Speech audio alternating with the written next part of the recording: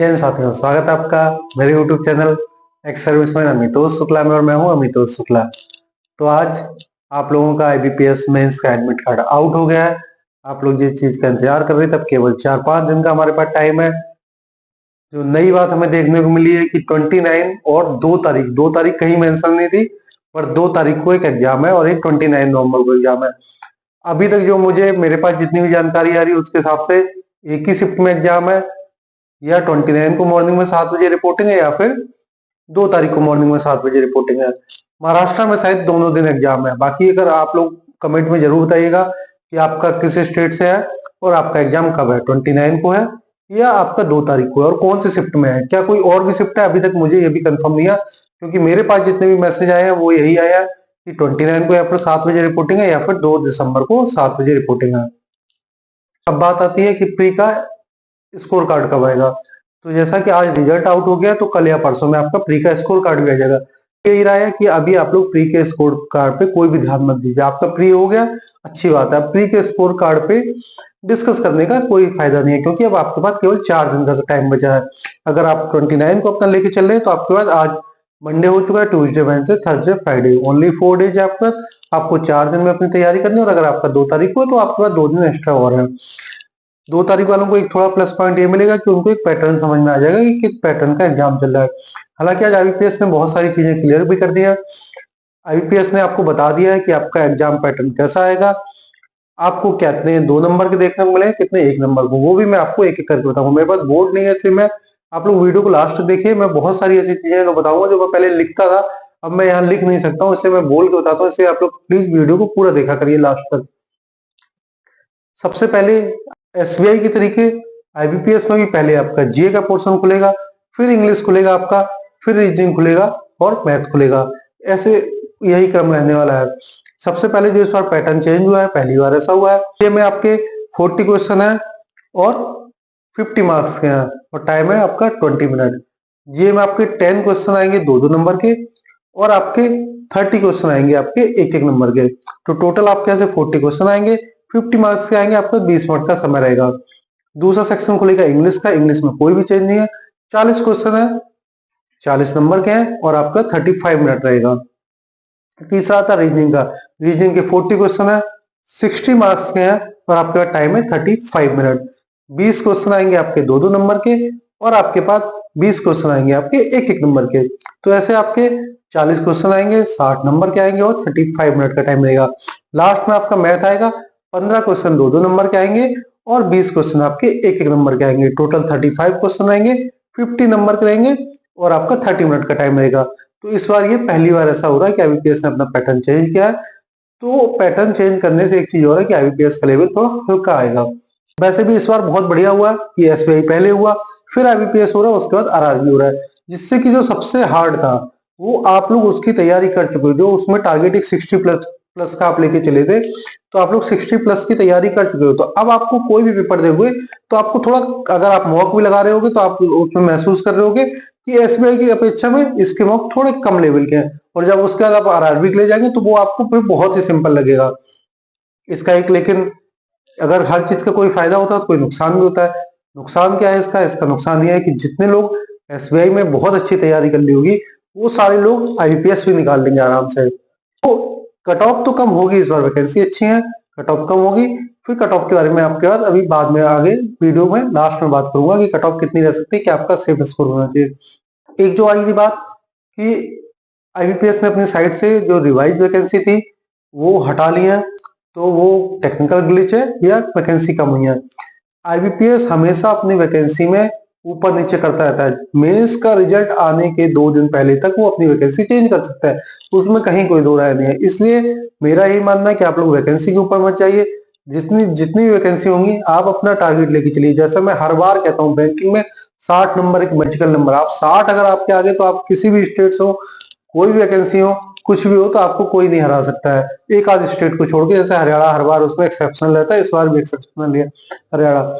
इसलिए इस बार तो 60 की भी जरूरत नहीं, बहुत सारे स्टेट में तो 35-40 भी जाएगी। वो मैं अभी आगे आपसे बात कर रहा हूँ उसके बारे में। अब बात आती है कि हमें अगले 4 दिनों में क्या करना चाहिए, क्या नहीं करना चाहिए, क्या पढ़ना चाहिए, कितना पढ़ना चाहिए। तो मैं आपसे यही कहूंगा कि आप लोगों ने GA अभी तक आप एसबीआई के लिए पढ़ ही रहे थे, उस जीए को ही कंटिन्यू रखिए। आईबीपीएस में भी वही सेम जीए आएगा, वही सेम 6 महीने का ही आएगा।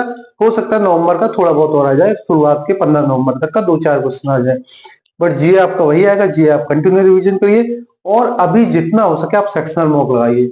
आप फुल मॉक मत लगाइए, आप सेक्शनल मॉक लगाइए। एग्जाम के पहले अगर चाहो तो एक फुल मॉक आप लगा सकते हो, नहीं तो आप जितना हो सके सेक्शनल मॉक लगाइए। आईबीपीएस में जो सबसे बड़ा रोल प्ले करेगा वो सेक्शन कट ऑफ ही करेगी, क्योंकि आईबीपीएस में सेक्शनल कट ऑफ होती है। अगर मैं लास्ट ईयर की बात करूं, लास्ट ईयर क्वांट का पेपर बहुत इजी था, तो लास्ट ईयर क्वांट की कट ऑफ 13 गई थी, इंग्लिश की कट ऑफ 8 नंबर गई थी, रीजनिंग की 5.75 और जीए की 1.25 गई थी। इस साल की अगर मैं बात करूं कि इस साल सेक्शन कट ऑफ क्या जा सकती है, तो मेरा तो यही मानना है कि आप सब में 10-10 का आप टारगेट लेके चलिए, तीनों सब्जेक्टों में आप 10-10 का टारगेट लेके चलिए, और जीए में आपका टारगेट 2 या 3 नंबर होना चाहिए। इतने इतने से ज्यादा सेक्शन कट ऑफ नहीं जाएगी। बाकी फिर एग्जाम के लेवल पे भी डिपेंड करेगा, अगर हो सकता है किसी कोई एक सेक्शन बहुत सिंपल आ जाए तो उसकी कट ऑफ थोड़ा बहुत हायर भी हो सकती है, बट जहां तक मेरा मानना है कि आप लोग 10 प्लस का तो एक टारगेट रखिए कम से कम, कि मुझे 10 प्लस तो एक सब्जेक्ट में करने ही करने हैं, और जीए में तो आपका 2 या 3 नंबर की कट ऑफ जाएगी, उससे ऊपर नहीं जाएगी। अब बात करते हैं हम कि हमारा सेफ स्कोर क्या होना चाहिए, हमें कितना अटेम्प्ट करना चाहिए। देखो, कुछ स्टेट हैं जैसे मैं लिख के लाया हूँ हरियाणा, हरियाणा में आपका 65 प्लस बहुत सेफ है, और उतनी कट ऑफ जाएगी क्योंकि वहाँ वैकेंसी बहुत कम है, 19 ही वैकेंसी है, इसलिए वहां पे आपको 65 प्लस के लिए तो जाना पड़ेगा। दूसरा था दिल्ली, दिल्ली में आपको 60 प्लस के लिए जाना पड़ेगा। राजस्थान, जम्मू कश्मीर एंड पंजाब, 3 स्टेट ऐसे जहां पे 55 प्लस सेफ है। केरला, उत्तराखंड, आंध्र प्रदेश और हिमाचल प्रदेश, ये 4 जगह जहां पे 50 प्लस सेफ स्कोर है। यूपी, बिहार, एमपी, जहां सबसे ज्यादा लोग हैं, यूपी, बिहार, एमपी, झारखंड, यहाँ पे 45 प्लस सेफ स्कोर है। हालांकि यहाँ वैकेंसी बहुत ज्यादा है, हो सकता है 45 से 1-2 नंबर कम भी चलिए, बट इसमें आप 45 प्लस का टारगेट रखिए। इन 4 जगह 45 प्लस सेफ स्कोर है।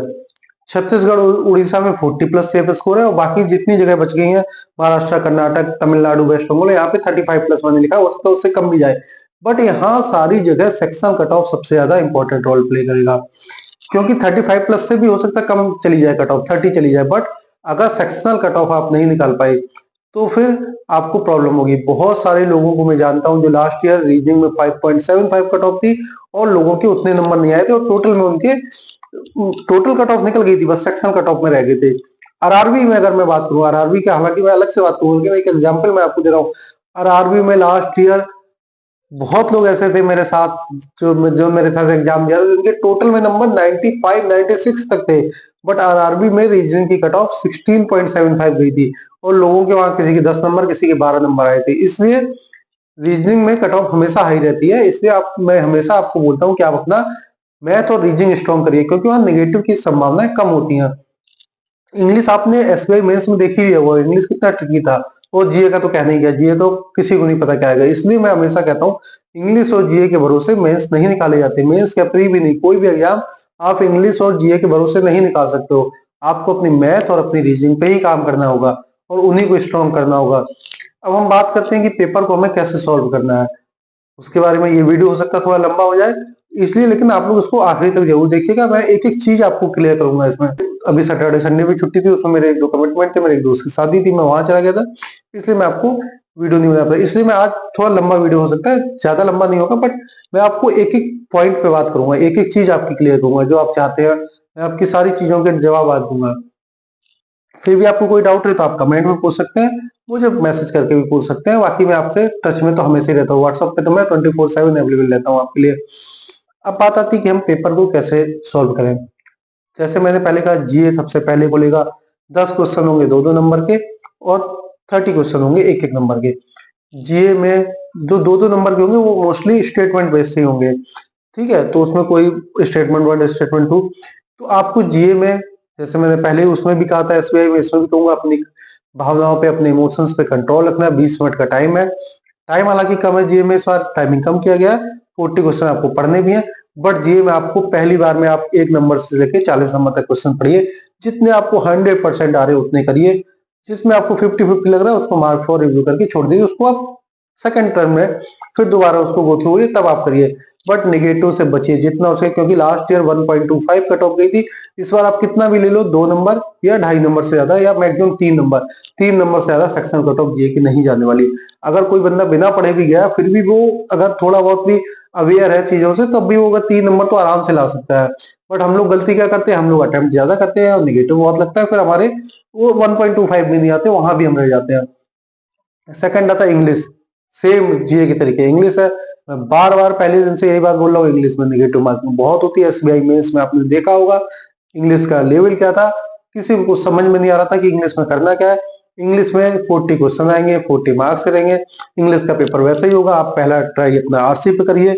उसके बाद आप पैराजंबल, एसबीआई में बहुत सिंपल आया था, इसमें भी हो सकता है पैराजंबल सिंपल आ जाए।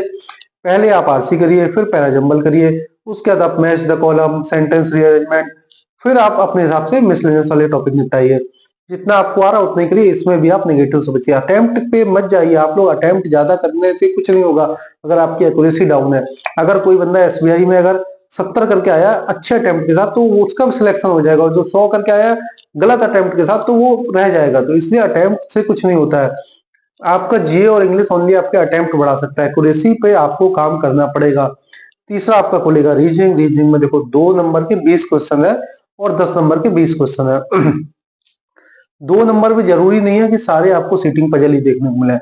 20 क्वेश्चन में आपको दो सीटिंग पजल, एक सीटिंग और एक पजल आपको देखने को मिलेगी, जो आपके 2-2 नंबर के होंगे। बाकी आपको कंडीशनल कोडिंग आपको देखने को मिलेगी 2 नंबर में, जहां तक मुझे लग रहा है। हो सकता है इनपुट आउटपुट आपको देखने को मिल जाए 2 नंबर में। कंडीशन कोडिंग, इनपुट आउटपुट या रिवर्सल लॉग, इन 3 में से एक या 2 टॉपिक आपको 2-2 नंबर में देखने को जरूर मिलेंगे। उस पे आपका अटैक होना चाहिए कि वहां से आपको 2-2 नंबर चुराने हैं। फिर बाकी जो 1-1 नंबर वाले हैं वहां से आपका मिसलेनियस टॉपिक आप करिए। सीटिंग पजल पे मत जाइए। आपका पजल हालांकि एसबीआई मेंस में एक सिंपल आई थी, लेकिन लोग उसमें फंस गए थे। ब्लड रिलेशन अगर आपको नहीं आ रहा, ट्रिकी है, आप उसमें मत उलझिए। ब्लड रिलेशन को मेंस में अटेम्प्ट मत करिए। पजल और सीटिंग को सबसे लास्ट में रखिए। 2 नंबर में जो आपका मिसलेनियस क्वेश्चन है उनको पहले करिए, फिर 1 नंबर वाले मिसलेनियस आप पहले करिए।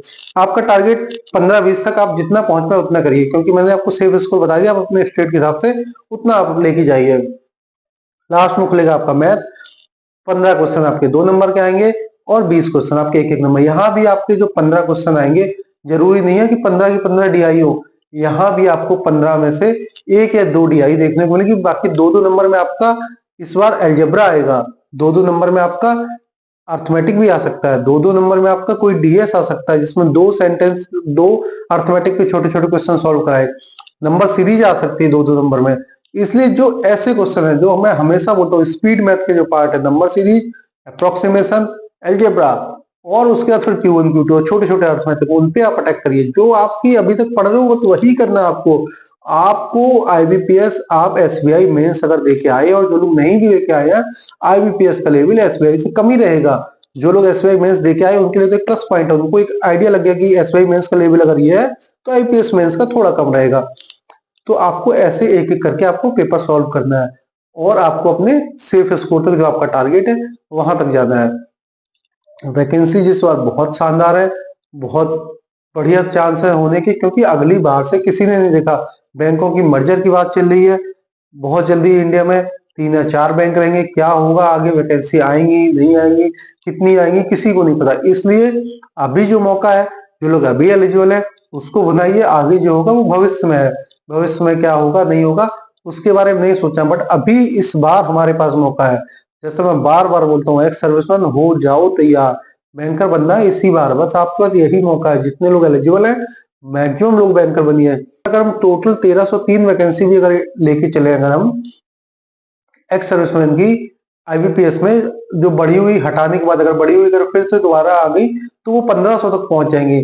तो उतने लोगों को तो उनको लेना ही है। प्लस उसके बाद 50% लोग वेटिंग में रहते हैं, जिनका वेटिंग 1 2 3 क्लियर होता है। जिसका एसबीआई में हो गया, कुछ लोग एसबीआई में चले जाएंगे, किसी के कहीं और हो गया, वो वहां चले जाएंगे, छोड़ देंगे। तो वो लोग, वो वैकेंसी भी, मतलब जो वैकेंसी है वो प्लस उसका 50% वेटिंग में भी रहता है। तो इतने सिलेक्शन तो इस बार होने ही होने हैं।